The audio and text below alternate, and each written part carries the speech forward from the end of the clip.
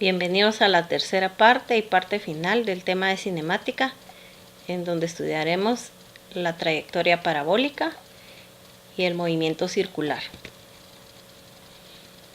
El movimiento de proyectiles tiene una trayectoria parabólica,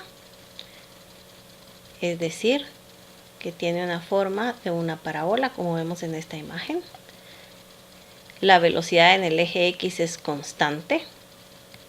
La velocidad en el vector velocidad del componente X siempre es el mismo, es constante.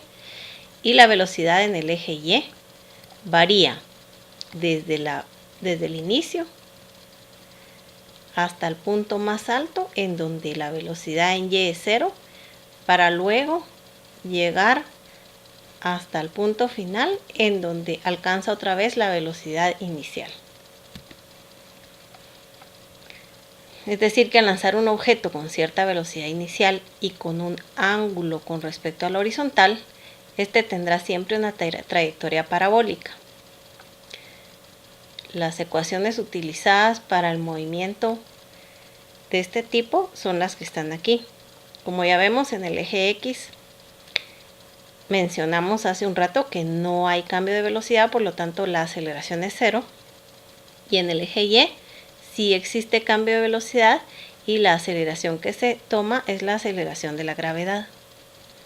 Estas son las ecuaciones para la velocidad, y es para la posición. La posición para el eje X con respecto a la horizontal, y la posición con respecto a la vertical, que es la altura o la posición en el eje Y. Luego tenemos el movimiento circular, que es el último de los movimientos que nos quedan pendientes por ver.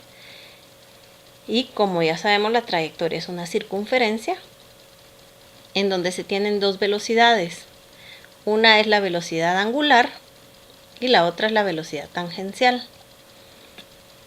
La velocidad angular es el cambio del ángulo con respecto al tiempo, en donde el ángulo siempre se da en radianes.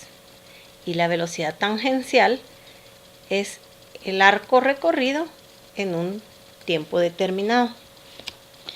Vemos aquí que el arco recorrido es igual a S, es esta porción del círculo que vemos aquí, y el ángulo es este de acá. La velocidad angular siempre va a ser la relación entre el ángulo girado por un cuerpo en el movimiento circular y el tiempo que ese objeto tarda en girar. El periodo, que se representa por T mayúscula, es el tiempo que tarda el móvil en dar una vuelta completa y se mide en segundos. La frecuencia de giro, representada por F, es el número de vueltas que da el móvil en una unidad de tiempo, y esta se mide en revoluciones por segundo. La frecuencia y el periodo son cantidades inversamente proporcionales.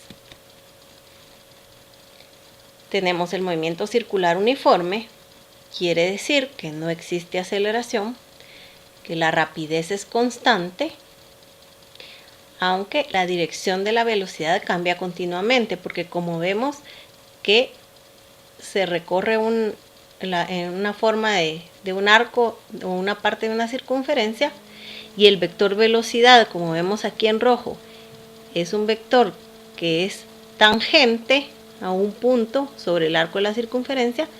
Conforme va avanzando, va a ir cambiando de dirección.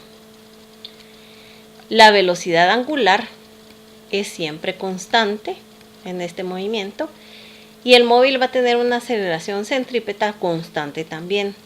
Esa aceleración tiene dirección hacia el centro del círculo, es también llamada aceleración normal.